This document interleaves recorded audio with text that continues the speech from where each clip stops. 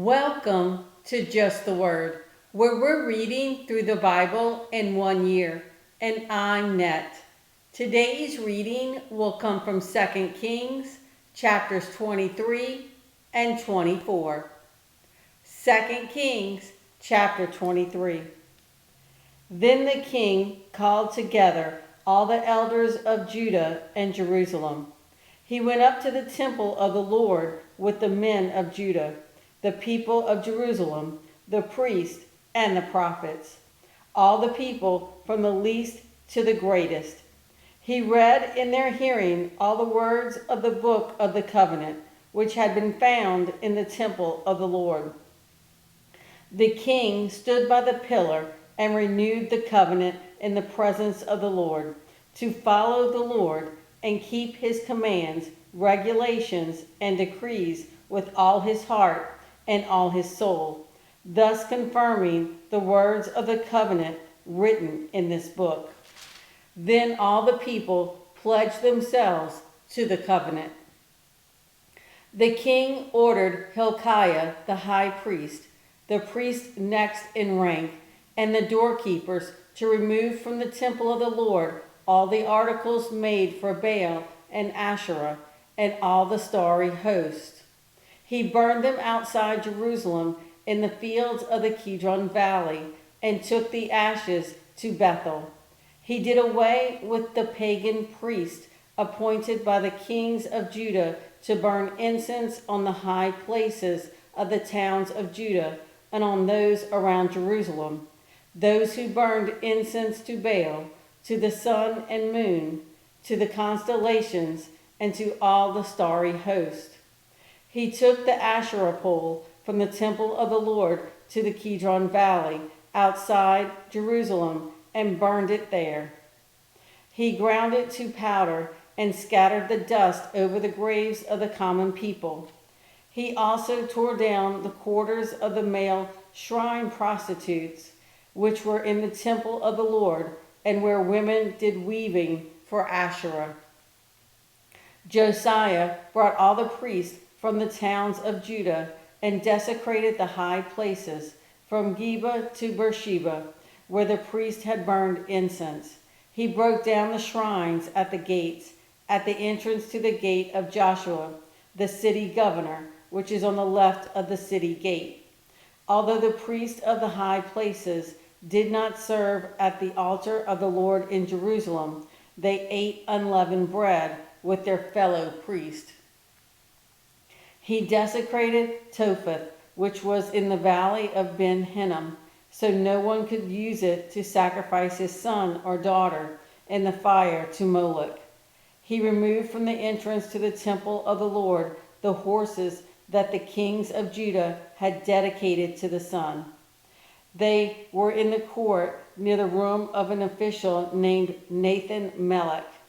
Josiah then burned the chariots dedicated to the sun. He pulled down the altars the kings of Judah had erected on the roof near the upper room of Ahaz, and the altars Manasseh had built in the two courts of the temple of the Lord. He removed them from there, smashed them to pieces, and threw the rubble into the Kidron Valley.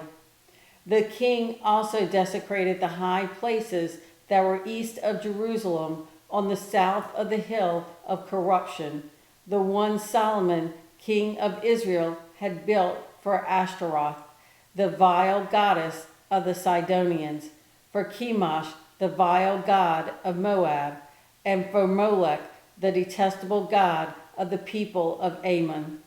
Josiah smashed the sacred stones and cut down the Asherah poles and covered the sites with human bones. Even the altar at Bethel, the high place made by Jeroboam, son of Nebat, who had caused Israel to sin, even that altar and high place he demolished. He burned the high place and ground it to powder, and burned the Asherah pole also. Then Josiah looked around, and when he saw the tombs that were there on the hillside, he had the bones removed from them and burned on the altar to defile it, in accordance with the word of the Lord proclaimed by the man of God who foretold these things. The king asked, "What is that tombstone I see?" The men of the city said, "It marks the tomb of the man of God who came from Judah and pronounced against the altar of Bethel the very things you have done to it." "Leave it alone," he said. "Don't let anyone disturb his bones." So they spared his bones and those of the prophet who had come from Samaria. Just as he had done at Bethel, Josiah removed and defiled all the shrines at the high places that the kings of Israel had built in the towns of Samaria that provoked the Lord to anger. Josiah slaughtered all the priests of those high places on the altars and burned human bones on them. Then he went back to Jerusalem. The king gave this order to all the people: "Celebrate the Passover to the Lord your God, as it is written in this book of the covenant. Not since the days of the judges who led Israel, nor throughout the days of the kings of Israel and the kings of Judah, had any such Passover been observed. But in the 18th year of King Josiah, this Passover was celebrated to the Lord in Jerusalem." Furthermore, Josiah got rid of the mediums and spiritists, the household gods, the idols, and all the other detestable things seen in Judah and Jerusalem.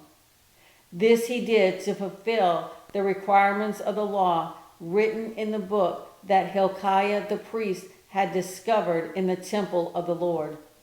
Neither before nor after Josiah was there a king like him who turned to the Lord as he did, with all his heart and with all his soul and with all his strength, in accordance with all the law of Moses. Nevertheless, the Lord did not turn away from the heat of his fierce anger, which burned against Judah because of all that Manasseh had done to provoke him to anger. So the Lord said, "I will remove Judah also from my presence as I removed Israel, and I will reject Jerusalem, the city I chose, and this temple about which I said, 'There shall my name be.'" As for the other events of Josiah's reign, and all he did, are they not written in the book of the annals of the kings of Judah? While Josiah was king, Pharaoh Necho, king of Egypt, went up to the Euphrates River to help the king of Assyria. King Josiah marched out to meet him in battle, but Necho faced him and killed him at Megiddo. Josiah's servants brought his body in a chariot from Megiddo to Jerusalem and buried him in his own tomb. And the people of the land took Jehoahaz, son of Josiah, and anointed him and made him king in place of his father. Jehoahaz was 23 years old when he became king, and he reigned in Jerusalem 3 months. His mother's name was Hamutal, daughter of Jeremiah. She was from Libnah. He did evil in the eyes of the Lord, just as his fathers had done. Pharaoh Necho put him in chains at Riblah in the land of Hamath, so that he might not reign in Jerusalem. And he imposed on Judah a levy of 100 talents of silver and a talent of gold. Pharaoh Necho made Eliakim, son of Josiah, king in place of his father Josiah, and changed Eliakim's name to Jehoiakim. But he took Jehoahaz and carried him off to Egypt, and there he died. Jehoiakim paid Pharaoh Necho the silver and gold he demanded. In order to do so, he taxed the land and exacted the silver and gold from the people of the land according to their assessments. Jehoiakim was 25 years old when he became king, and he reigned in Jerusalem 11 years. His mother's name was Zebidah, daughter of Pedaiah. She was from Rumah. And he did evil in the eyes of the Lord, just as his fathers had done. 2 Kings chapter 24. During Jehoiakim's reign, Nebuchadnezzar, king of Babylon, invaded the land, and Jehoiakim became his vassal for 3 years. But then he changed his mind and rebelled against Nebuchadnezzar. The Lord sent Babylonian, Aramean, Moabite, and Ammonite raiders against him. He sent them to destroy Judah, in accordance with the word of the Lord proclaimed by his servants the prophets. Surely these things happened to Judah according to the Lord's command, in order to remove them from his presence because of the sins of Manasseh and all he had done, including the shedding of innocent blood. For he had filled Jerusalem with innocent blood, and the Lord was not willing to forgive. As for the other events of Jehoiakim's reign and all he did, are they not written in the book of the annals of the kings of Judah? Jehoiakim rested with his fathers, and Jehoiakim, his son, succeeded him as king. The king of Egypt did not march out from his own country again, because the king of Babylon had taken all his territory, from the Wadi of Egypt to the Euphrates River. Jehoiakim was 18 years old when he became king, and he reigned in Jerusalem 3 months. His mother's name was Nehushta, daughter of Elnathan. She was from Jerusalem. He did evil in the eyes of the Lord, just as his father had done. At that time, the officers of Nebuchadnezzar, king of Babylon, advanced on Jerusalem and laid siege to it. And Nebuchadnezzar himself came up to the city while his officers were besieging it. Jehoiakim, king of Judah, his mother, his attendants, his nobles, and his officials all surrendered to him. In the 8th year of the reign of the king of Babylon, he took Jehoiakim prisoner. As the Lord had declared, Nebuchadnezzar removed all the treasures from the temple of the Lord and from the royal palace, and took away all the gold articles that Solomon, king of Israel, had made for the temple of the Lord. He carried into exile all Jerusalem, all the officers and fighting men, and all the craftsmen and artisans, a total of 10,000. Only the poorest people of the land were left. Nebuchadnezzar took Jehoiakim captive to Babylon. He also took from Jerusalem to Babylon the king's mother, his wives, his officials, and the leading men of the land.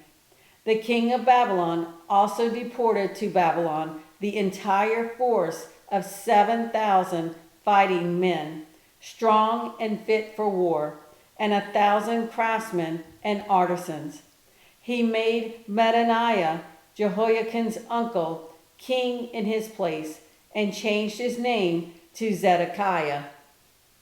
Zedekiah was 21 years old when he became king, and he reigned in Jerusalem 11 years. His mother's name was Hamutal, daughter of Jeremiah. She was from Libnah. He did evil in the eyes of the Lord, just as Jehoiakim had done. It was because of the Lord's anger that all this happened to Jerusalem and Judah, and in the end he thrust them from his presence. Now Zedekiah rebelled against the king of Babylon. Thanks for joining Just the Word. See you tomorrow.